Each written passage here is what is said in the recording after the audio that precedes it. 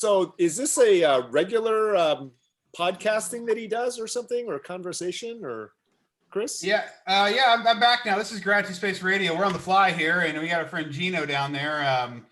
Yes, Peter and I have been doing a series called Productive Accidents. So the cool thing is wonderful. Peter and I met through a productive accident. We both, are into gratitude.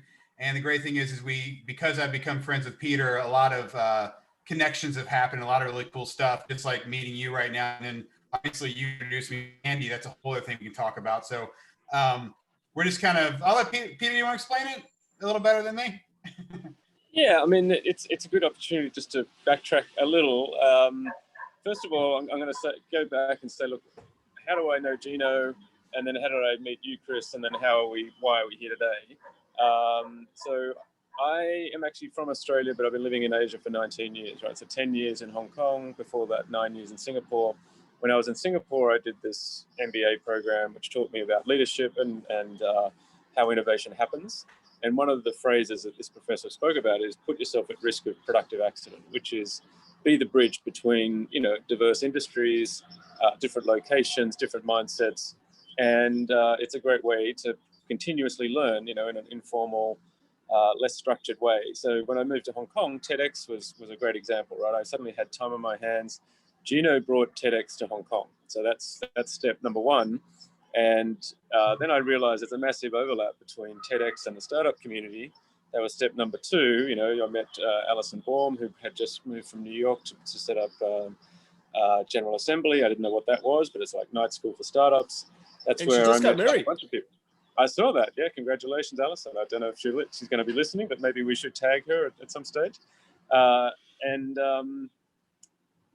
then discovering the startup community, there's this grassroots movement. I think when I first discovered that, there were about 3 co-working spaces in Hong Kong, Cocoon and a few others. Now there's probably 100, and they're all hungry for content. And when I became president of the alumni club, the first event I put on was an introduction to the Hong Kong startup scene. And actually Alison was on that. And I had Jean Su from HK Startups, and I had another U Chicago alumni. I can't remember her name now. But anyway, it was a good way to get people who have finished their formal study, still got their day jobs, but they can still contribute to this community either through angel investing or mentoring and all those good things. And then, a whole bunch of things converge, whether it's through the TEDx community. I discovered Tony Verb. Actually, Gino, you introduced me to Tony Verb because I wanted to get to know someone who was part of the Clock and Flap Music Festival, which is kind of like Hong Kong's version of Coachella, Lollapalooza type thing. And connected to Tony, and within half an hour of catching up, we knew that there was going to be more that we should talk about and collaborate.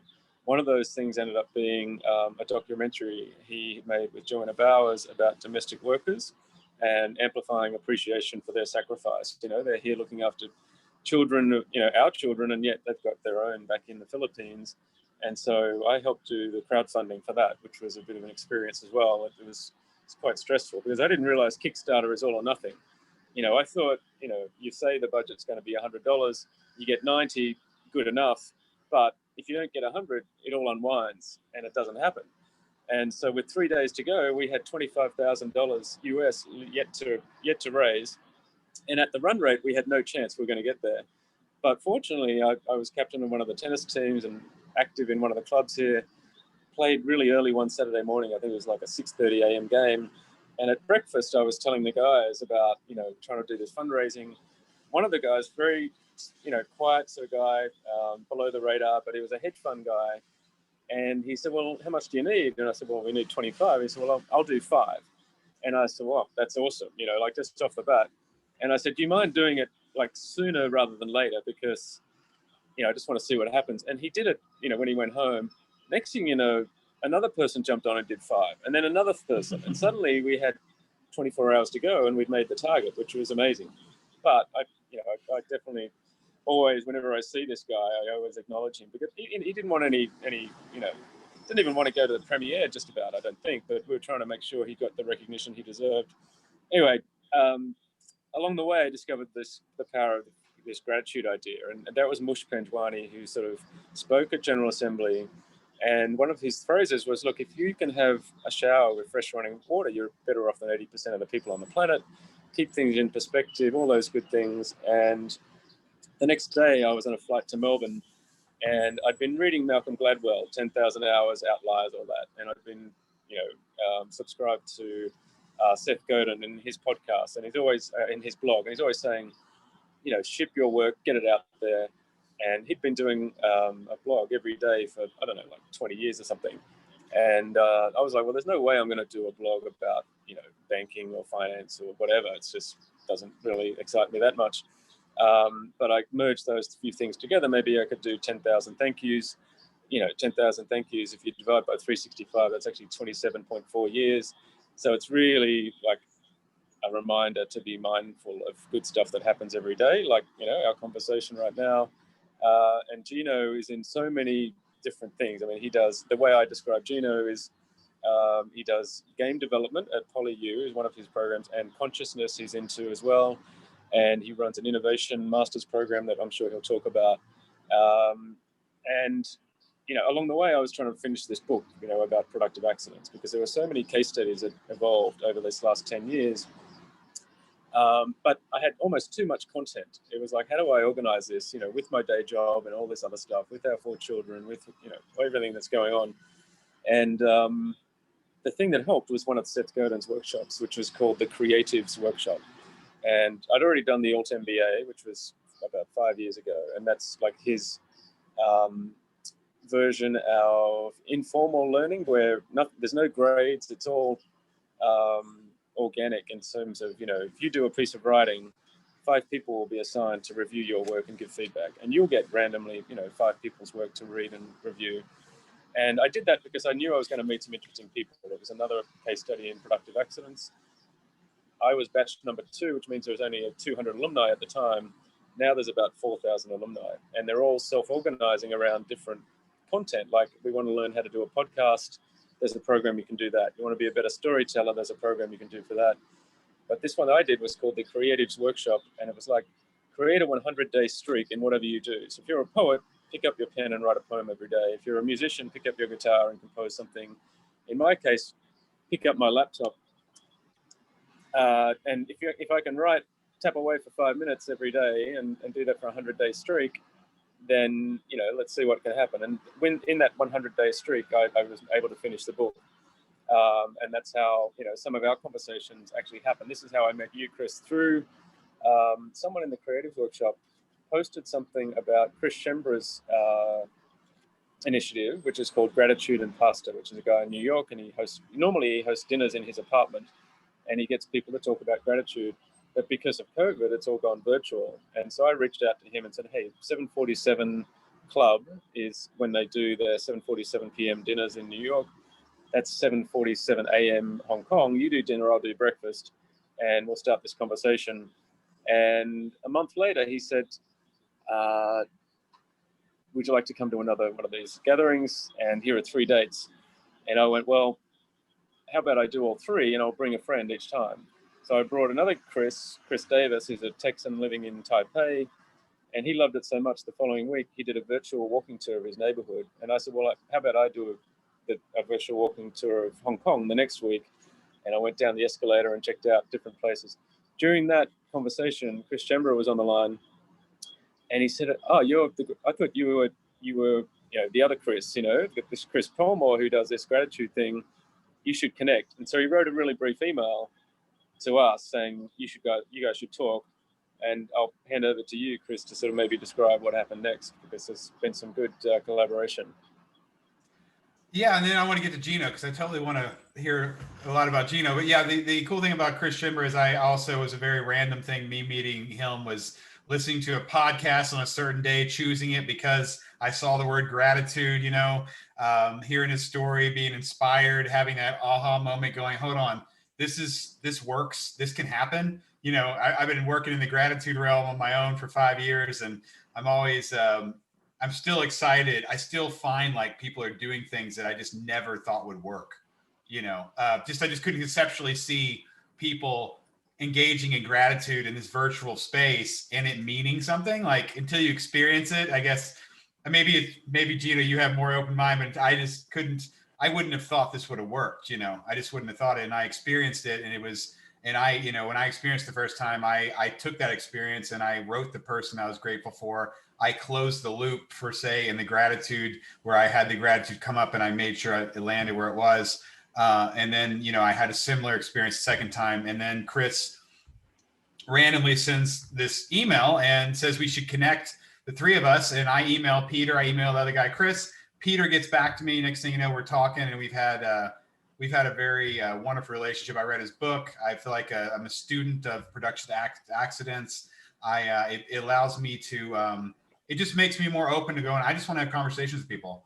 I just want to meet people, I don't know. And I have nothing tied into it. I'm just curious. I have a curiosity about where it all goes. And one of the things it all went to is right now, the three of us here in this space with Gino. So I definitely would love to hear more. I know I want to hear more about Gino though. So Gino, please, we've just talked for like 15 minutes, please. So all of this is quite interesting, and where things started with me is I was a graduate student at Berkeley, and they have this deal where if you write a paper and it gets accepted to a conference, then they send you there to present it. And there was one summer in 1989, I'm dated, where I got 3 papers accepted to different conferences, one to a conference in Tokyo, a month later in Nanjing, China, and one a month after that in Munich, Germany. And I convinced my advisor that it was cheaper to get a round the world in one direction ticket than 3 separate round trip tickets. And so TWA had this flight where they're out of business now, but so are many other airlines, it seems, with COVID. But as long as you kept going in one direction, you could just do as many flights as you wanted. And so I ended up in like Micronesia. I was in Japan. I was in Beijing 2 weeks after, on June 20th. I went through Thailand, Kuwait, Abu Dhabi, Egypt, through Greece, Turkey, saw the Hungarian Grand Prix, was in Munich, went through Scandinavia, back to New York, and then back. And so it was took about 4 months. And the interesting thing was 2 things. One is wherever you go, there'd be people of different cultures, and you'd kind of look them in the eye, and you could it seems like just by making eye contact, you could, although your cultures are very different and your genetics are different, you're able to connect with them in some way. Even if you don't speak the same language, there's something that allows you to connect with another person. And so, as someone that did a degree in engineering and electrical engineering and computer science, it's like, how is it if I had 2 processors and I just hooked them up, what's the chance of them talking to, being able to, have some kind of coherent communication between them? And so what is it, what's this commonality in man? That's number 1. And then number 2 was I was a starving grad student at the time, and I only had $1,000 cash and no credit card. And what I discovered is if you just kind of go out in the open, and if you're like all in on it, and you just kind of go with this flow, things always work out. And you go on this crazy trip and you'd meet all these amazing people. You'd have all of these amazing experiences just by kind of going on a whim. And then that started this whole, and so all of that led into, what is the commonality in people, and how and why do things happen as they do? And, although my degree's in engineering and I've been in digital entertainment for about 30 years or so, close to 35 or so. But all of that and that experience kind of is what got me into this work that I do kind of in consciousness. So I research kind of phenomenology and neurophysiology that kind of spans the metaphysical as well. And so the interesting thing about, and related to that, and for you on gratitude, if you know the work of Mikai Csikszentmihalyi, tied is into flow, he's the flow guy. You've probably seen that graph where, there's this corridor, this is the level of difficulty and competency, and if you're in this flow area, you're in this kind of peak performance state. And then he interviews all these highly successful people, and is the one commonality between them all is gratitude as attitude. And then for me, part of that is looking at the amount of energy, and this gets a little Eastern, but chi or prana or what have you, which ties into peak performance flow states. And so if you look at Peter, although he looks fairly old and stuff, he's still kind of a kid at heart. He does the BMX, he'll go skiing, he'll do all of this crazy stuff. Snowboarding, mate, snowboarding. Come on. Snowboarding, which then kicks him into, and it's all of those things that kick people into a peak performance flow state. And so when you do that activity, if you're like BMXing down, off-road that he does, you're there. You have to be highly aware of everything that's going on. You have to be in tune of everything. And if something is slightly off, or you take your eye off just a little bit, you're pretty much dead. You have like a broken arm or a broken leg or something. And so all of that and the extreme of that and the reality of it is what kicks people into this kind of peak performance flow state. And it doesn't really matter what it is. It's whether it's BMX or surfing or rock climbing or whatever thing rocks your boat, or even programming or playing video games. You probably know certain people playing video games. They'll start and then, oh my God, it's been 8 hours. Where did the time go? It's like time stops and I'm kind of completely sucked into the thing. And so it's the physiology craves that state, and that this whole why do I want to do it? It's because that activity kicks your physiology into a flow state. But that flow state kind of stretches your ability to generate energy and to kind of maintain presence. And so it's like, it doesn't really matter what it is, but as long as you keep doing it, you'll kind of get, more energized, And so what I mean by that, if I talk to you like this right now, this is kind of like this high energy, kind of intense way versus still, yeah, it's really early for me here. That was quite convincing, Gino. Yeah, you don't look very interested all of a sudden.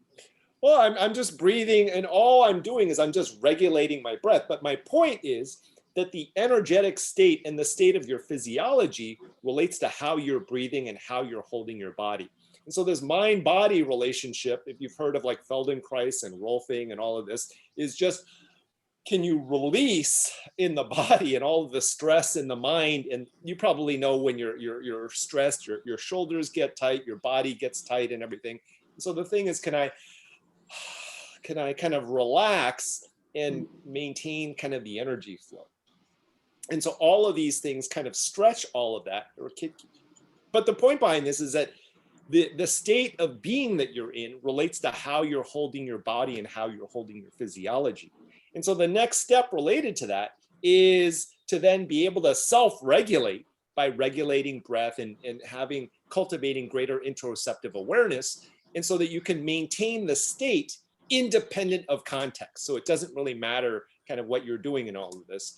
And what happens for Peter, the fact that he's doing all of this is he has a very disciplined, I heard from his wife who's sitting across from him right now, that he gets up really in the morning, he has this whole regimen in practice, and all of that is there to help him self-regulate. And he right now, for him, and arguably for you, Chris, in what the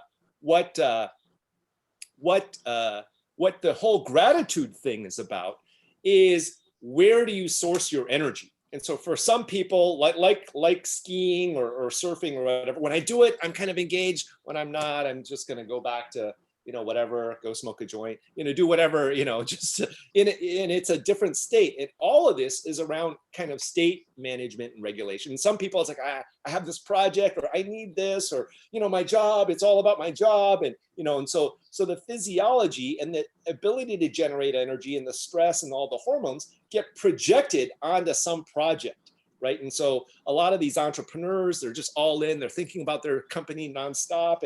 And then what happens is the physiology becomes bound to their perception of that project. And so let's say I get funded, or I find a good CTO and everything, I feel great. Let's say I lose a big client or something, I feel down. And so my whole energy system and my whole state of being tracks whatever my mind attaches itself to. Now, for most people, if it's things out here, I'm going to be upset. I might be happy one day, sad the next, depending on the context, especially if you're watching the US elections these days. There's a lot of emotional energy tied to, the outcome of little things, and people will actually fight violently. And why do they fight violently over this? Because it's a binding to the nervous system. And when you attack that, and when that idea and that view and that belief system gets threatened, they perceive it as someone physically attacking them. And so it's the nervous system that reacts, and they react violently against that, mainly as it's the same physiological mechanisms as self-preservation. Now, there's another energy source that's within everybody. At the very core, if you kind of unpeel all of it, we talk about, look at developmental psychology and integral theory and human development. And we can go deep into that too. But at the very core of everyone's being, arguably, is an inner experience that's within everybody. And the only way I can describe this experience with words is that right here and right now, it's good to be alive. And if you can feel that, joy, wonder, gratitude, compassion, everything ultimately stems from that, right? It's all the things that are happening out here, all the productive accidents are all just icing on the cake of, wow, I exist. How cool is that? And if you can ground your energy source to this innate joy of being, rather than the fears, needs, and desires, and you can self-regulate, ground and connected to this right here, right now, it's good to be alive experience, you don't really need anything else, then that's kind of what allows you to be still and to be able to self-regulate. And then if you then couple that with living reverently, each moment is a miracle, how best can I honor this moment, then your whole relationship with reality changes. And so what happens is then the metaphysics kind of spins, and then you go from kind of paranoia to pronoia. And as you apply yourself with reverence and knowing where you're coming from in your engagement, then you realize that there are, to put it mildly, and again, it's an experiential thing versus a conceptual thing, but that there are bigger forces at work, the universe has a plan, and you find your role within that. Very cool, Gino. All of these things are just signposts and everything. And you're just like, and no offense or anything, part of it, but people's like, hey, yeah, well, this is what happened, and this was what happened, which keeps the gratitude trail of knowing the being consciously aware of the fact. But if you really go into it very deeply, you're there, it seems like you're making choices, but who's actually doing all the work to bring all of this together? Is it, compared to say your day job, Peter, it's very different, and so it's just knowing where you're coming from and what's the question, and are you willing to go all in on that, to really fully apply yourself into that. And when you do that, it's the Goethe quote too, is when you take a first step, then, providence kind of, works with you. So Gino is a productive accident machine, in terms of the people that he meets and the connections that he's constantly making. So even tomorrow, so tell us about this program that you're hosting. It's an innovation master's program. Is that what it's about? So we run a master's in multimedia and entertainment technology. That's my day job. It's kind of like Y Combinator in a university, where we get these students that come in not knowing what to do, just especially these mainland students who've just been kind of told what they are supposed to be doing. And then we kind of try to get them to figure out, what is it you really want to do? And then work with them towards developing the courage and the confidence to create something kind of new and original. And so it's a 1 year long master's. And all of this is my attempt. I'm tenured at the university, so I can basically do whatever I want. As long as I don't sleep with a student or commit a felony, they can't really fire me.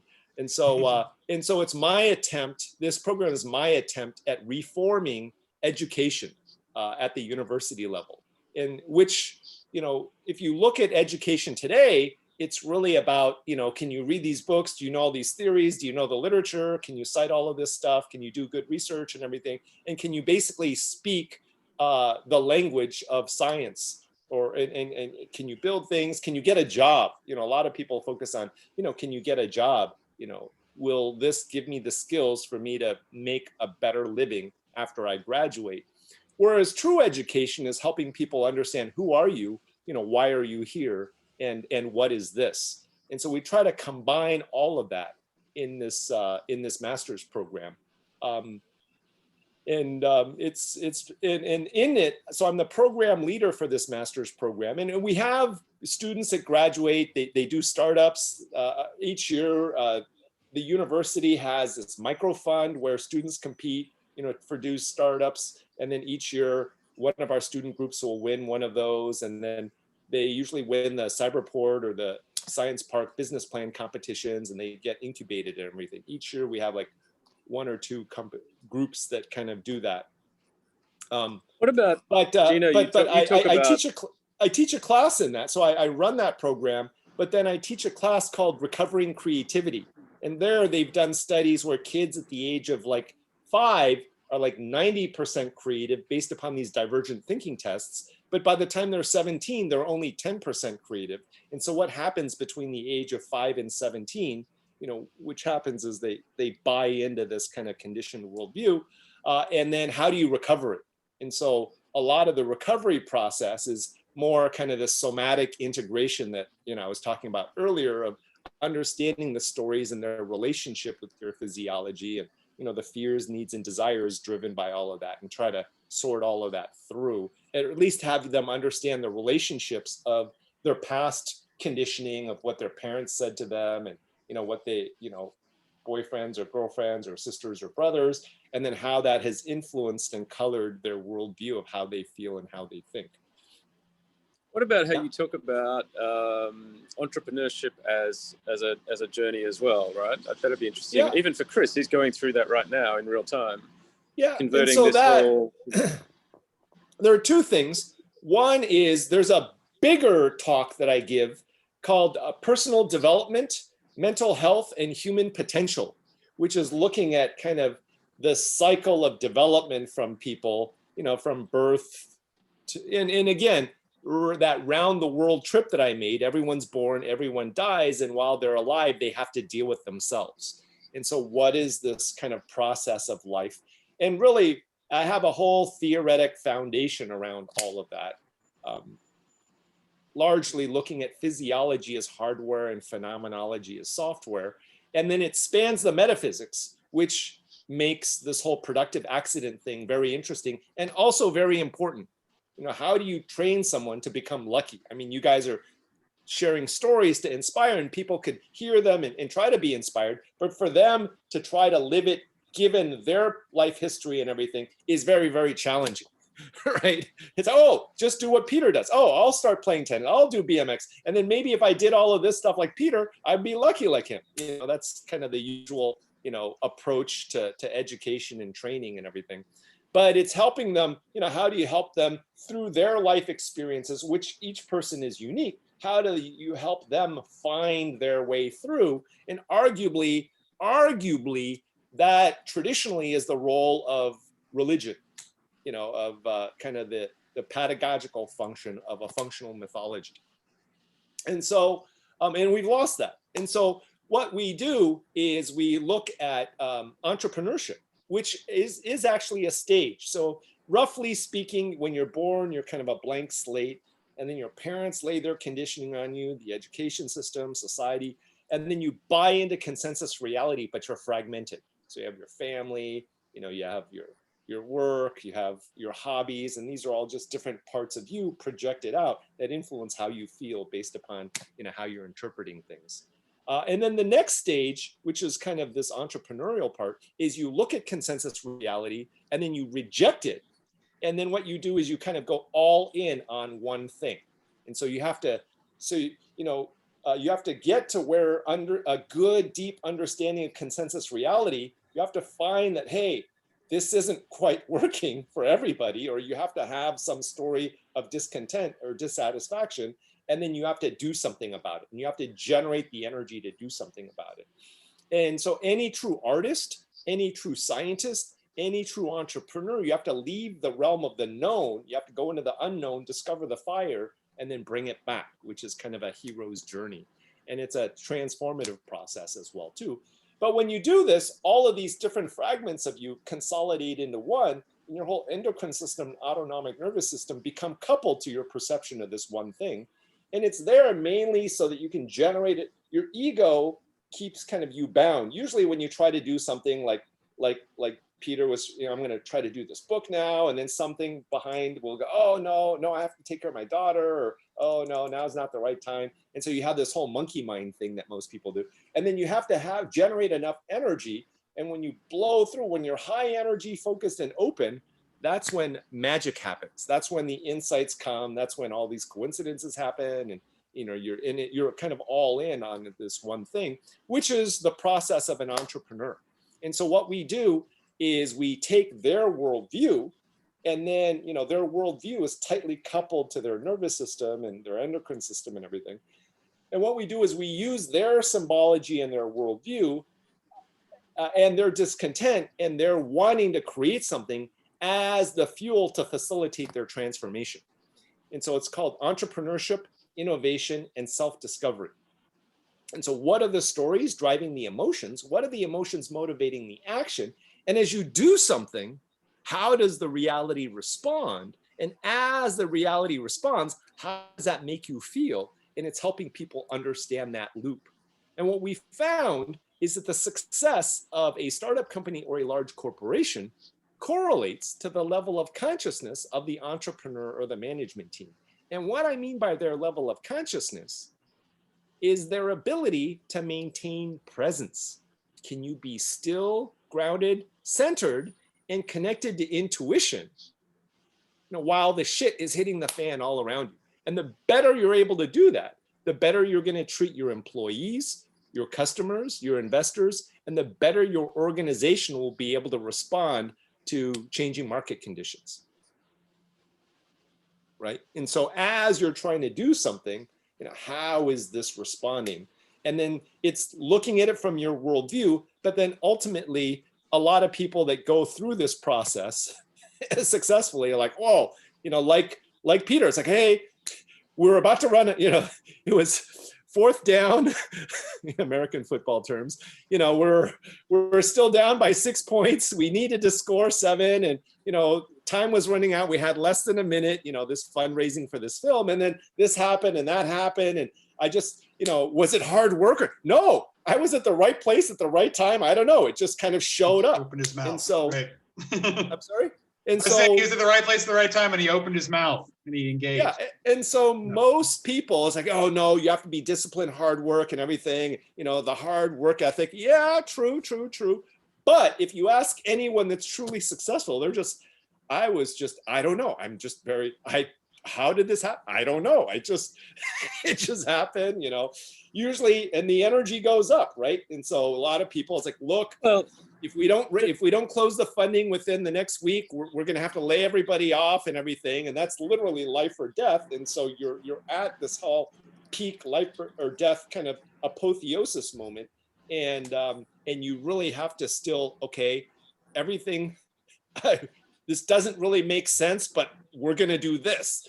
And then it's those moments where you put your life on the line, psychologically speaking, and you just still go for it, is how you start developing and refining kind of this intuition. So one of the things I discovered along the way was a piece of research, I guess, or a new approach to career planning, counseling. It's called planned happenstance, which sounds contradictory, but it's completely aligned to productive accidents, right? How can you plan for something like serendipity to happen? But you do it by having conversations like this, right? So we're coming from completely different experiences, and yet there's something that, Chris has discovered that's relevant to me, and there's stuff that you're doing that's relevant to me. And then you bring those things together and you collaborate. So for instance, after meeting Chris, he interviewed me for the book. Then he said, oh, by the way, I'm writing a book about gratitude and I'm collecting essays from people around the world. Can you write something, between 100 words and 1,000?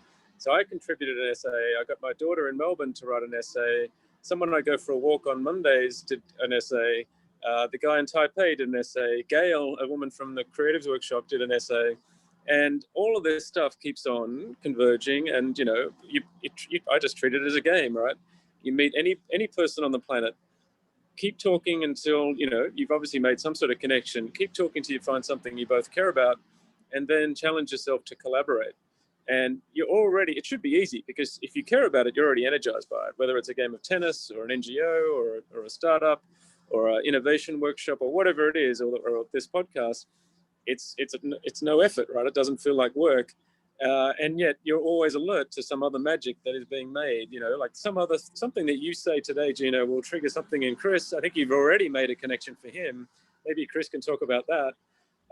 Because that's someone that we'll probably get on the podcast. We'll complete this little square. We'll have 4 people on the screen instead of just 3. We'll bring you back, Gino, to create a loop so that all of these podcasts are connected in, at least one thread. One person returns. We'll get Tony Verb on here because we've spoken about him today. We'll get maybe Alison Baum one day because we've mentioned her.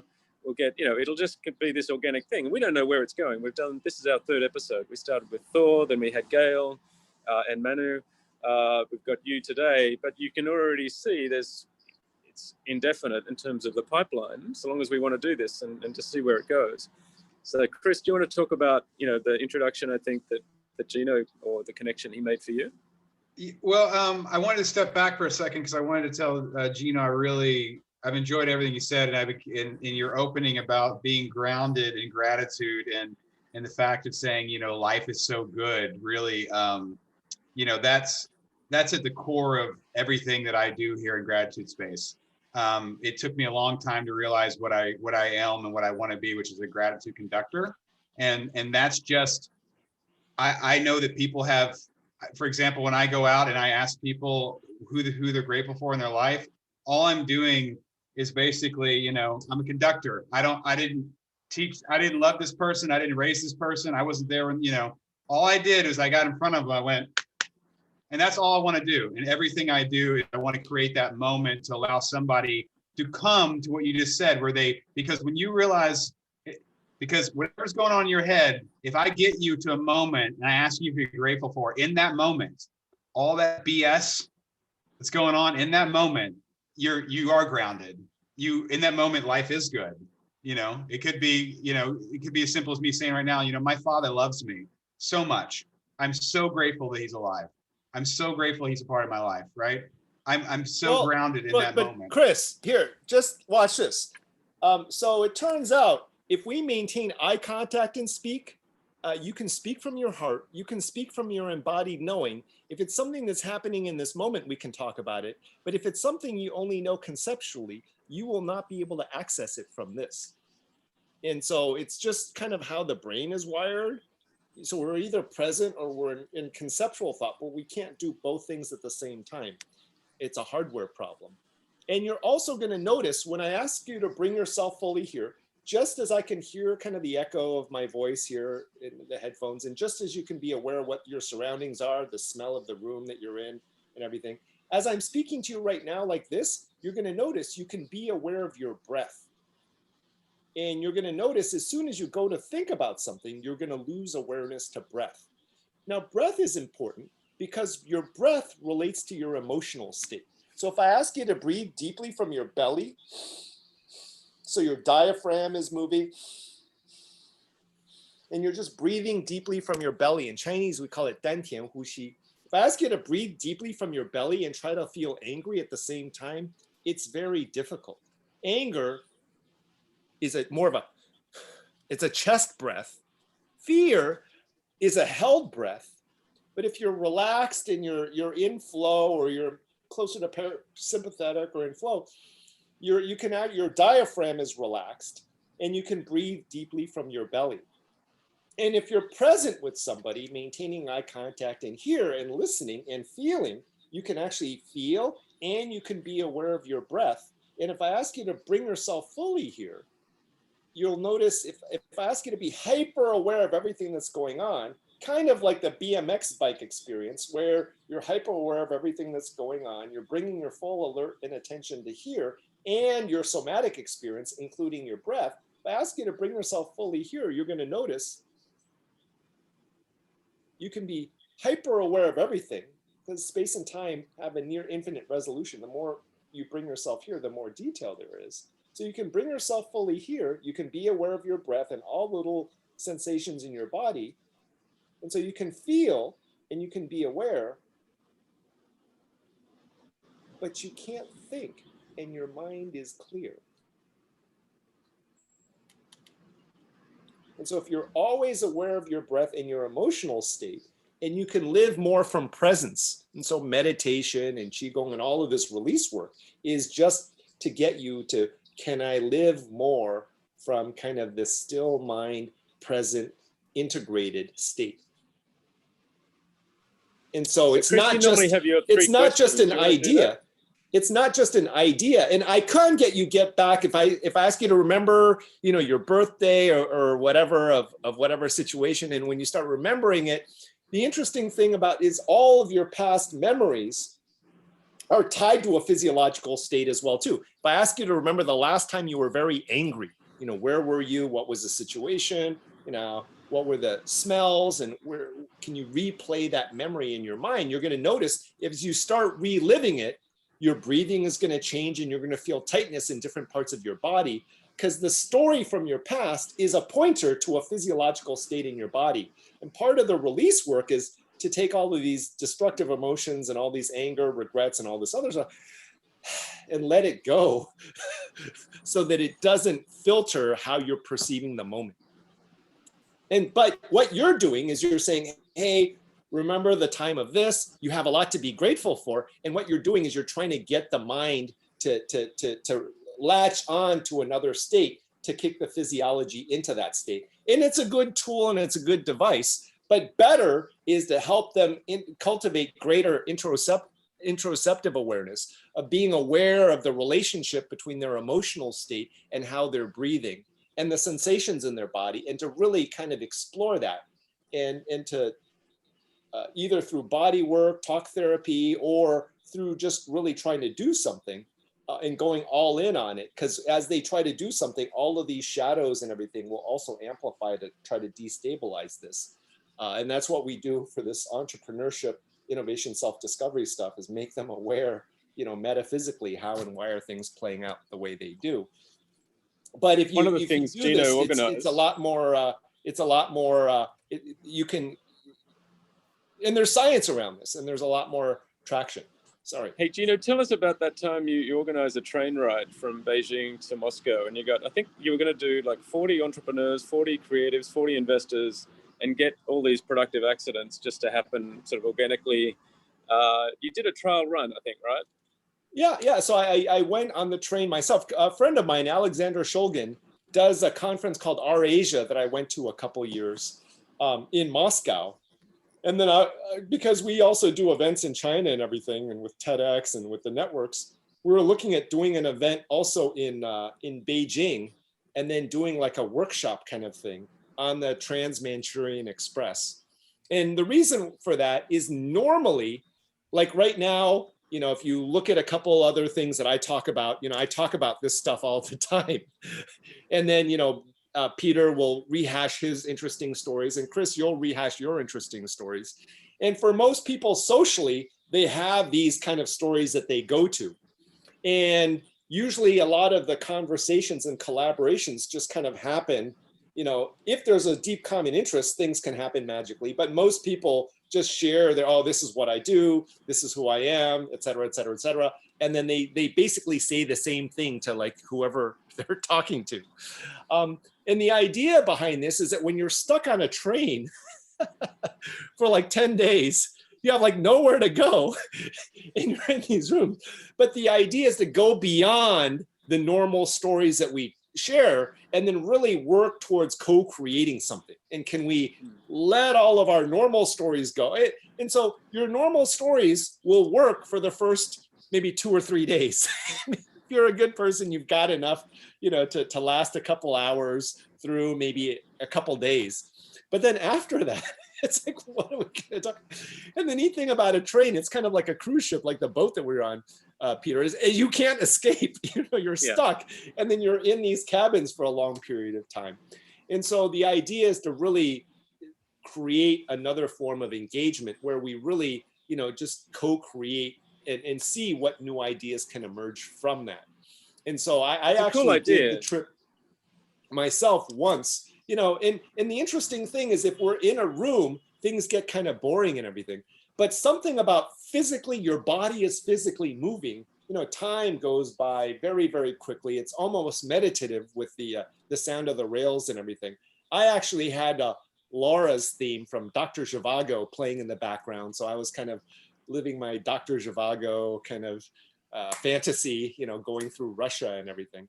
And it was amazing. I stopped in Irkutsk, which is by Lake Baikal, which is where shamanism originated. And then I stopped in Yekaterinburg, where the Romanovs were executed, kind of the last emperors of Russia.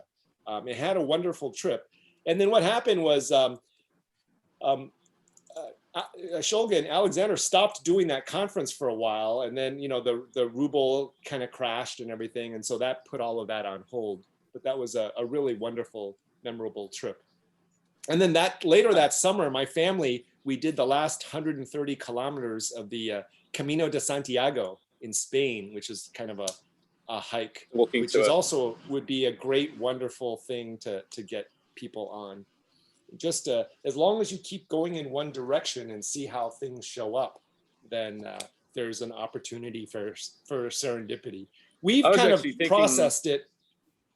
We have this evolving caravan that we do, which is to engineer these kind of experiences.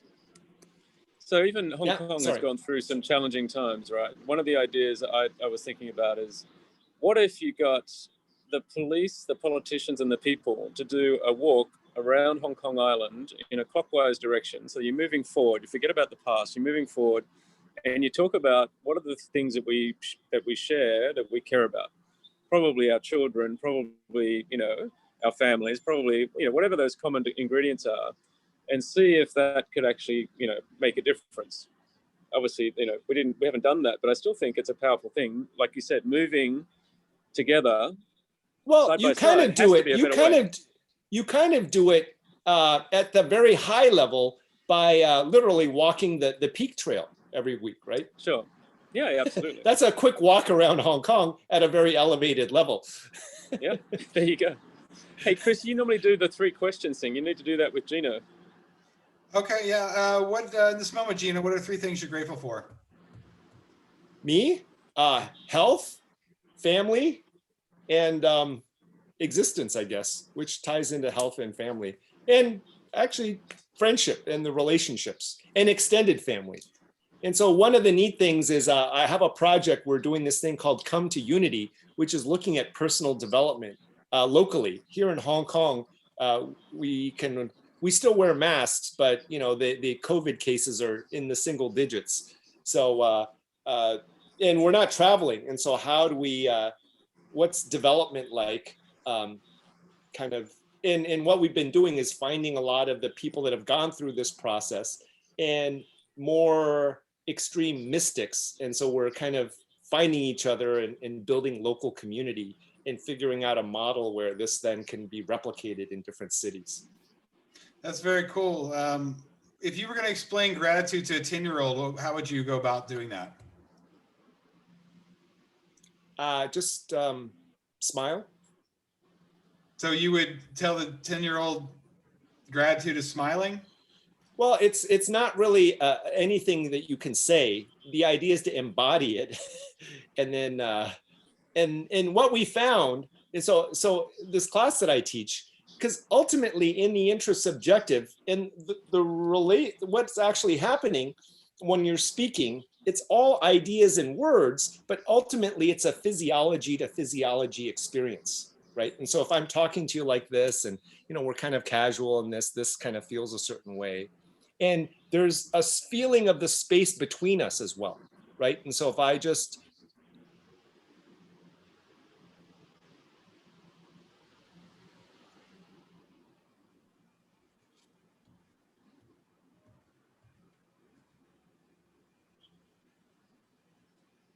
Gino's falling asleep, just for reference.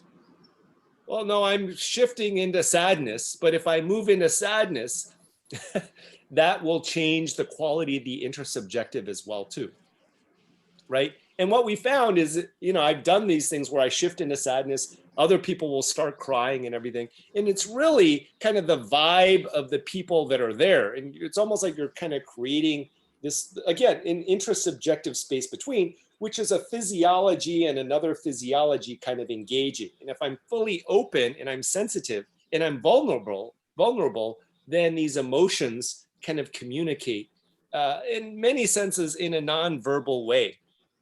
And so you're saying seeing someone smile is equivalent to experiencing gratitude somehow? Well, or just being in a state of gratitude. And if you kind of embody that and then exude that, and if they're open, and generally speaking for 10-year-olds, and all of this, the big challenge for all of this, and the reason why we focus on entrepreneurship, and the reason why even this conversation is very limiting, is because there's only so much that you can communicate through words, right? And so all of the words and all these discussions are pointing to something, but if they don't have the same vernacular experiences and understanding as you have, it's very difficult to kind of hit that mark. And it's like, if I have early trauma, or, I had my kids just died or something, you could tell me about gratitude. And I'm like, no, it sucks. And I'm feeling really, really bad right now. And it's more important to get them to be authentic within themselves and have them go through their journey than try to kind of get them somewhere. And you can try to inspire them with your stories, but ultimately it's their mind and their body that has to reconcile this. And so the best thing that you can do is to be there for them, talk them through, allow them to feel safe, and then get them to a place where, and then ask the right questions that will then point them and lead them to the realization. And for kids, they're less conditioned. And so generally, if you come to a kid and you start playing with them and everything, then they naturally get into that flow. But what happens for kids is they grow up, they see their mother stress out, they see their father stressed out, and then they just kind of buy into that. And then that becomes the new normal for them. But the younger they are, generally speaking, the more open they are and the more sensitive they are. Does that make sense? Or yeah, what about I the think 3 people? You want to do that one? Sure. We could try this with Gino real quick. So Gino, I'm going to ask you a question 3 times. I just want you to answer each time. It needs to be a different word, different name. Okay. So it's really simple. In this moment, when I say somebody in your life you're grateful for, what name popped in your head? My wife. Okay. I want to ask you again, somebody in your life you're grateful for, who popped in your head? All of my kids. Okay, that's good. One more time. Somebody in your life you're grateful for. My parents. Okay, so let's just show gratitude for one of your parents, your mom or your dad. My mom. Okay, so tell us some reasons why this moment your mom popped in there, why you're grateful for. Well, she was the one that basically sacrificed her life to raise us. So my parents were divorced when I was young, and then she was a single mom with 3 kids, and then in uncertainty, and did her best to push us through. I don't agree with all of her methods, and unfortunately inherited some of her methods, but very grateful for that.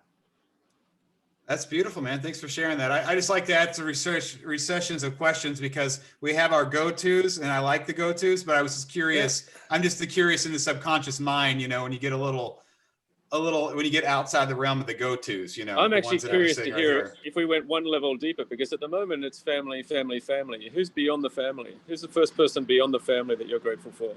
It pops in your head this moment.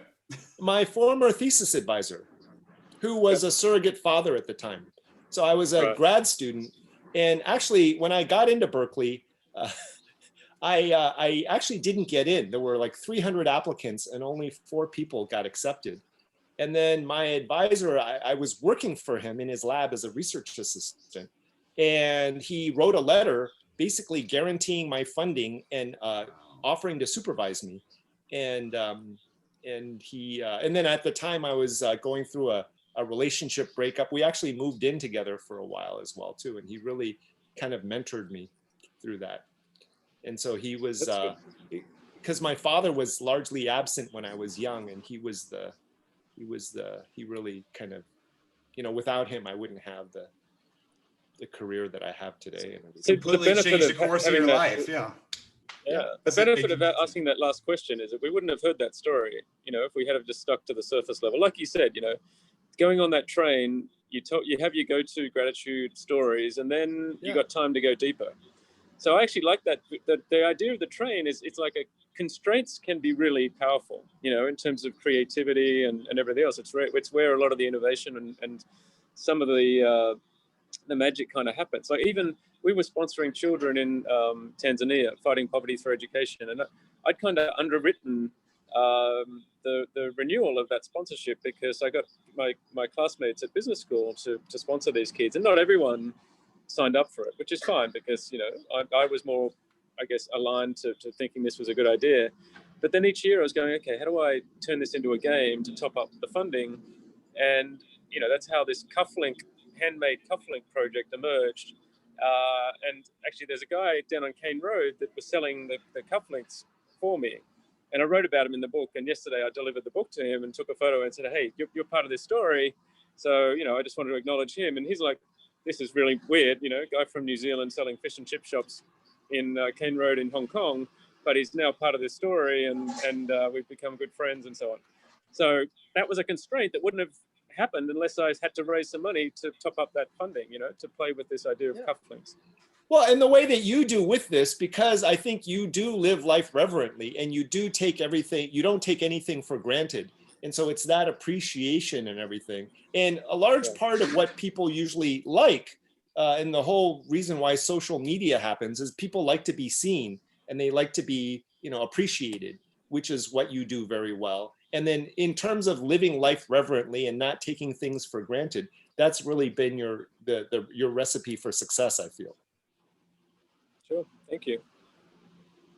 Chris, any wrap-ups?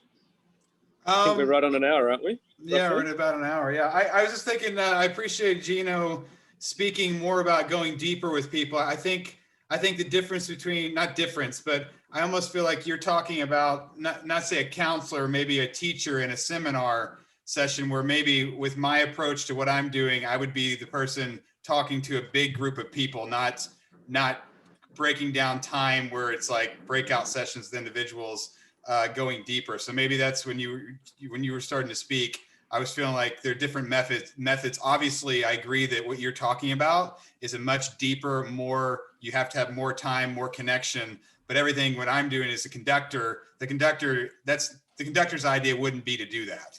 That would be more like the teacher of, you know, the cello teacher would be sitting there with the student. The trick for that, and that's what we're doing with this, which is, I'm excited to hear that that's what you do, is what we're doing for this next 2 days is designing experiences to facilitate that. And so things like eye contact, almost like game design or developing film. Let's start with this activity, and then let's do this activity. And so you're kind of walking them through like an arc, you know, towards infusing and enabling kind of greater contact and connection. Because a lot of people are like, hey, especially in Asia, I don't want to stand out. I don't want, you know, just keep quiet and everything and keep suppressed. But then how do you kind of engineer these experiences that allow people to feel comfortable and to feel safe, and gradually create that? And it's subtle, because one thing, you know, it takes one person to have like a, you know, fuck you, whatever, to kind of mess with the whole vibe. That's where this presence and being aware of the space in between is really important. But a lot of things, based upon what we know from understanding this mind-body relationship, like greater eye contact, how are you using language, all of these things, mirroring, getting physical. And so some of the things that we do is we have people, an A person and a B person, and then the A person walks around and the B person follows them and tries to match their gait. And when you just start mirroring a person physically, then you can kind of get into their psyche a little bit, because the body, there's an embodied part. So coming up with these simple exercises are ways in which you can kind of prime people up for kind of greater engagement and deeper understanding. I love that. Yeah. And how do you design these experiences for groups of people and then move them towards the one-on-one experience? Because nothing replaces the one-on-one experience. Well, I'm actually, I appreciate you mentioning that. I'm actually working on a gratitude experience where it'd be 12 people, and it's something that can be replicated, but it's something where we would create these moments and then have them last and have them come back. So I'm working on something like not exactly what you're saying, but for that, there's a process you probably heard of called circling. Circling. So if you search that, there's a whole process for that. I have a friend in LA that's doing a company based upon he's a